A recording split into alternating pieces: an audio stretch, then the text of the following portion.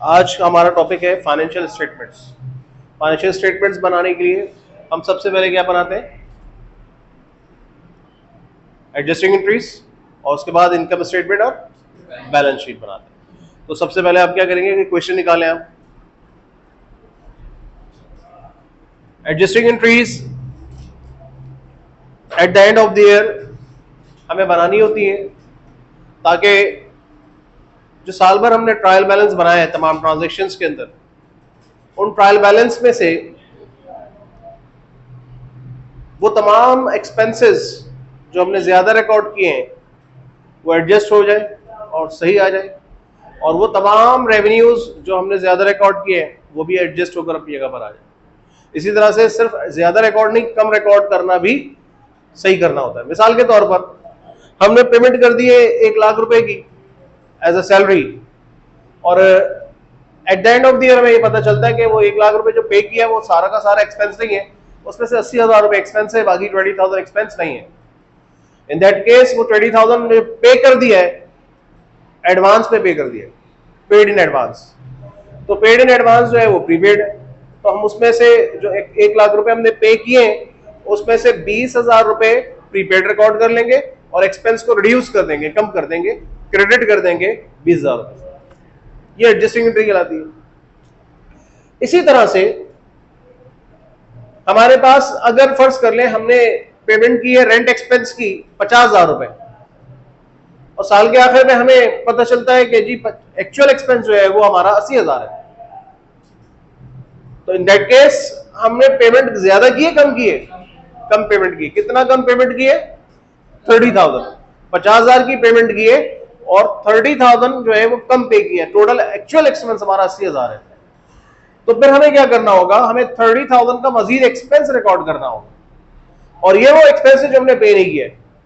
हमारी अजम्पशन ये होती है, हमेशा याद रखिएगा, कि ट्रायल बैलेंस से जितने एक्सपेंस आपको दिखाई दे रहे हैं वो पेड है, जितना रेवेन्यू आपको दिखाई दे रहा है वो रिसीव्ड है, अनलेस और अनटिल वो आपको आइडेंटिफाई कर दे, इंटीमेट कर दे कि जी एक्सपेंस पेएबल है और इनकम रिसीवेबल है।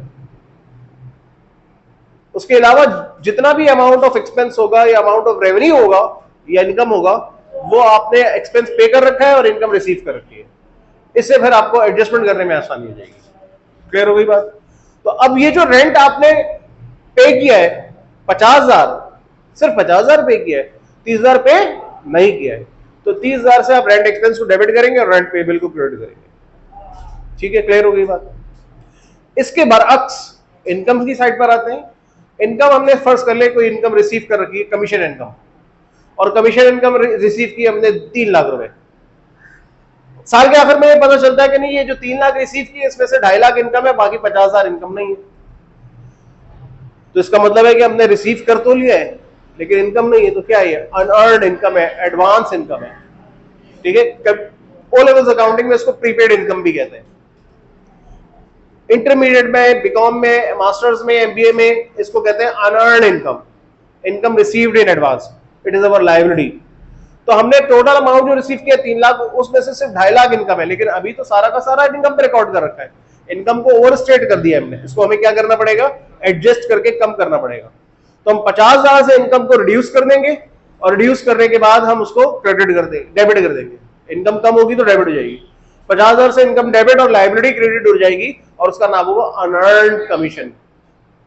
अनअर्न्ड कमीशन 50,000 से क्रेडिट। ये क्लियर हो गई बात?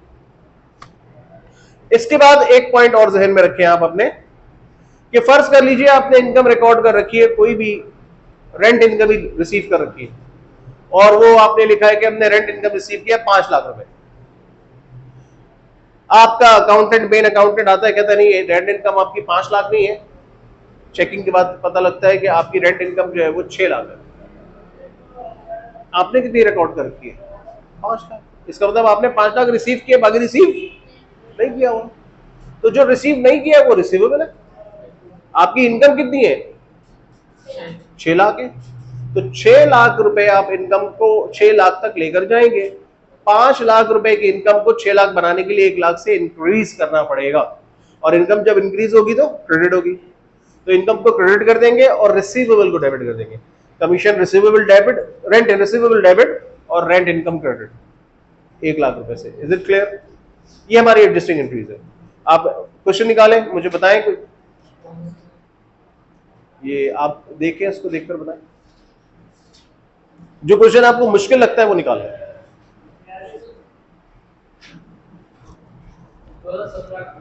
2017 हमने करा तो नहीं? चले ठीक है।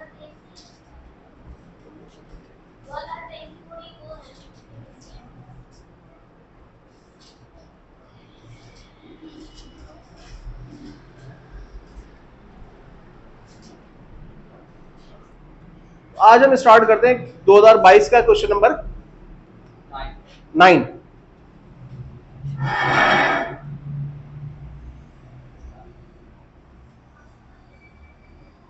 ये क्वेश्चन एक क्लिनिक के बारे में है, गालिबन किसी मेडिकल सेंटर के बारे में। बताइएगा क्या है?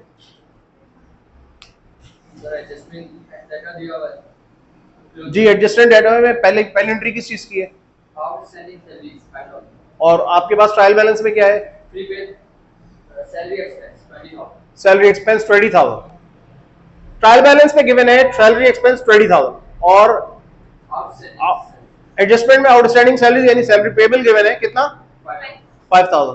तो हम एंट्री क्या पास करेंगे? सैलरी एक्सपेंस को डेबिट कर देंगे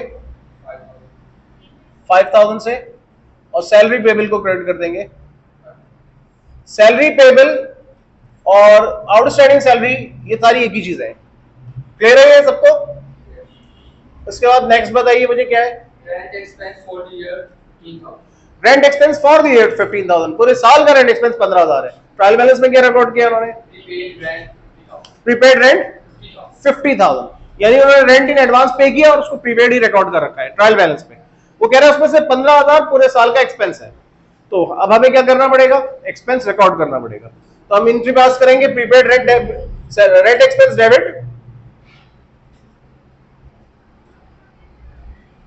15,000 और प्रीपेड रेंट क्रेडिट 15,000। नेक्स्ट बताइए। Depreciation charge on fixed assets at 10% per annum. Depreciation on fixed asset at 10%। Fixed asset में इनके पास क्या क्या है बताइए? एक्सरे मशीन है, उसकी वैल्यू कितनी है? 6,40,000। 6,40,000। तो उसका 10% 64,000। इन्होंने पहले कोई अलाउंसेस दिए हैं आपको? नहीं। तो 64,000 से इसका डेप्रिसिएशन एक्सपेंस डेबिट और अलाउंसेस फॉर डेप्रिसिएशन क्रेडिट।